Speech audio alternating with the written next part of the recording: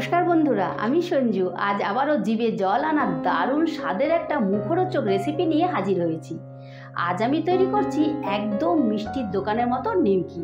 তাই তোমরা অবশ্যই কিন্তু এই রেসিপিটা একবার হলেও ট্রাই করো। রেসিপিটা তৈরি করা একেবারেই সহজ এবং অল্প সময়ের মধ্যে তৈরি করে ফেলা যায়। আর হ্যাঁ, আমার যারা নতুন বন্ধুরা রেসিপিটা দেখছো, প্লিজ আমার চ্যানেলটা সাবস্ক্রাইব করে দিও। ঠিক আছে, তাহলে চলো রেসিপিটা শুরু করা যাক। বন্ধুরা, রেসিপিটা করার জন্য আমি প্রথমেই ময়দা মেখে নেব। তার জন্য নিয়ে নিয়েছি বাটি। আমি এই হাতাটার 4 হাতা ময়দা নিয়ে নিচ্ছি, মানে চায়ের কাপের 2 কাপ।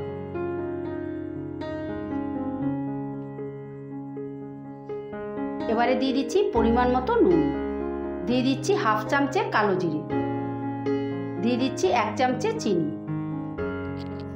এবারে শুকনো উপকরণগুলো ভালো করে মিশিয়ে নেব। এবারে এই চামচেরই 3 চামচে আমি দিয়ে দিচ্ছি সাদা তেল। এবারে ময়দার সঙ্গে ময়মটা ভালো করে নেব। ভালো করে এরকম চটকে চটকে ময়দার সঙ্গে ময়মটা মিশিয়ে নিতে হবে। ময়মটা যত ভালো করা হবে তত ভালো নিমকিটা খেতে হবে। এই দেখো, আমি ভালো করে ময়মটা করে নিয়েছি। প্রায় 2-3 মিনিটের মতো ময়মটা করতে হয়েছে। ময়মটা পারফেক্ট হয়েছে কি করে বুঝবে? এই দেখো, যখন এরকম ডেলা করলে নিজে থেকে ভেঙে যাচ্ছে না, এরকম চাপ দিলে ভেঙে যাচ্ছে, তখন বুঝবে ময়মটা পারফেক্ট হয়েছে। এবারে আমি অল্প অল্প জল দিয়ে একটা ডো বানিয়ে নেব। কিন্তু ডোটা কিন্তু লুচি পরোটার মতো নরম হবে না, একটু শক্ত শক্ত হবে, টাইট টাইট হবে আর কি।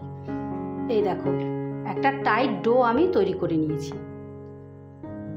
এবার এটাকে একটা সুতির ভেজা ন্যাকড়া দিয়ে ঢেকে রাখলাম। 10 মিনিটের জন্য আমি ঢেকে রাখছি। বন্ধুরা, 10 মিনিট বাদে ফিরে এলাম। এই দেখো, ময়দাটা একদম সেট হয়ে গেছে। এবার এটাকে আমি আবারও 5 মিনিটের মতন ভালো করে মেখে নেব। এই দেখো, আমি আবারও 5 মিনিটের মতন ভালো করে ঠেসে নিয়েছি। এবার আমি লেচি কেটে নিচ্ছি। এটাকে আমি 4 টুকরো করে নিচ্ছি।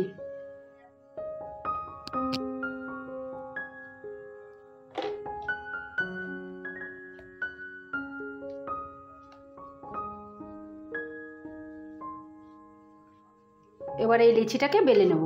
যতটা সম্ভব পাতলা করে বেলতে হবে। বড় করে আমি একটা রুটি তৈরি করে নিচ্ছি।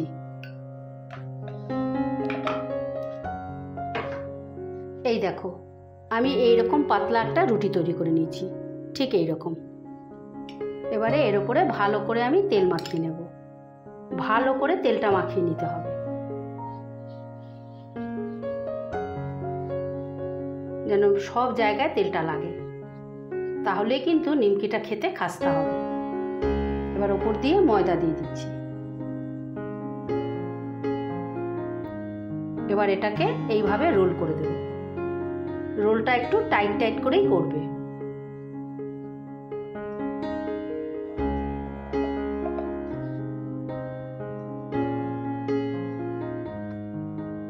এবারে এটাকে আমি ছুরি দিয়ে টুকরো টুকরো করে নিচ্ছি।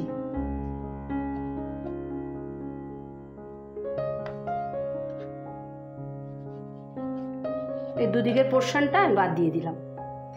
এবারে এটাকে ঠিক যে দিকটা কেটেছি সেই দিক দিয়ে আস্তে করে এইভাবে প্রেস করতে হবে।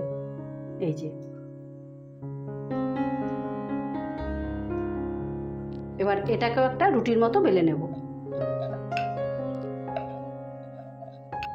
এটাকেও কিন্তু পাতলা করে বেলতে হবে।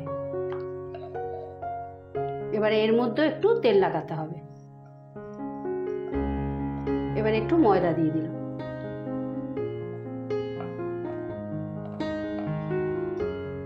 তারপরে এইভাবে একটা ভাঁজ দিয়ে দিতে হবে। এবারে এর মধ্যেও আবারও একটু তেল দিয়ে দিলাম, দিয়ে আবারও একটু ময়দা দিয়ে দিলাম।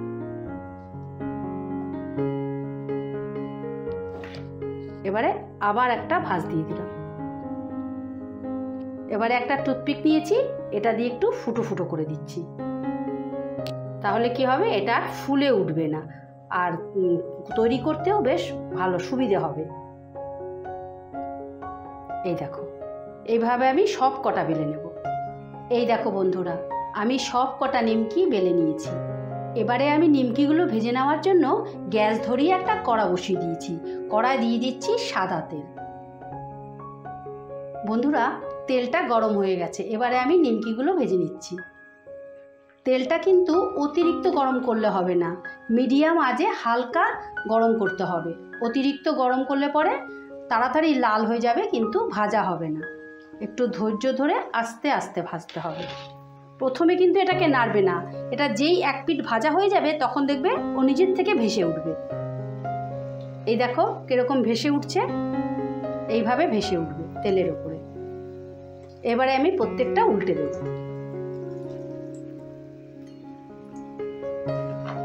গ্যাসের আঁচটা কিন্তু অবশ্যই কমিয়ে রাখবে। বন্ধুরা, তোমরা কিন্তু এইভাবে নিমকি তৈরি করে অবশ্যই একবার খেও।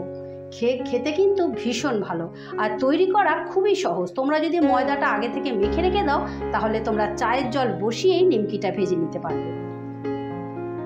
একটা ব্যাচ ভাজতে মোটামুটি 4 থেকে 5 মিনিট লাগে। এই দেখো, নিমকিটা আমি লাল লাল করে ভেজে নিয়েছি, এর থেকে বেশি আর লাল করব না। এবারে এটাকে আমি তুলে ফেলছি।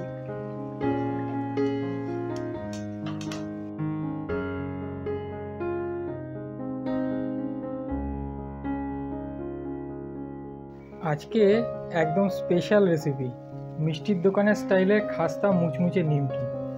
টেস্ট করে দেখি কেমন হয়েছে। এই হচ্ছে নিমকি, টেস্ট করে দেখি।